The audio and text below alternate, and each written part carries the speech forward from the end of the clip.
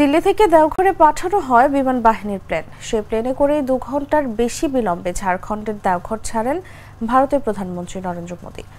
শুক্রবার দুপুরে যে প্লেনে করে ঝাড়খণ্ডের দেওঘর থেকে দিল্লির উদ্দেশ্যে রওনা দেওয়ার কথা ছিল মোদীর, তাতে যান্ত্রিক ত্রুটি দেখা যায়।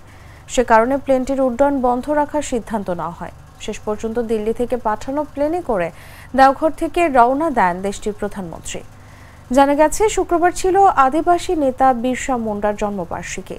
এই দিনটি জনজাতি গৌরব দিবস হিসেবে উদযাপিত হয়। আগামী বুধবার ঝাড়খণ্ডে দ্বিতীয় তথা শেষ দফার নির্বাচন। তার আগে শুক্রবার আদিবাসী অধ্যুষিত রাজ্যটিতে প্রচারে গিয়েছিলেন মোদী।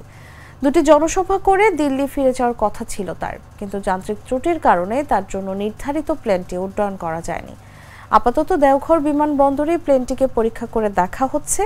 কী কারণে যান্ত্রিক গোলযোগ তা খতিয়ে দেখা হচ্ছে।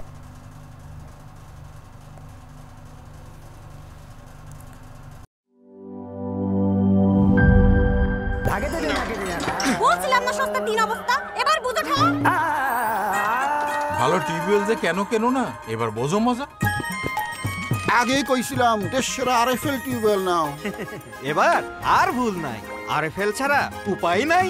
অল্প চাপে বেশি পানির জন্য আরএফএল।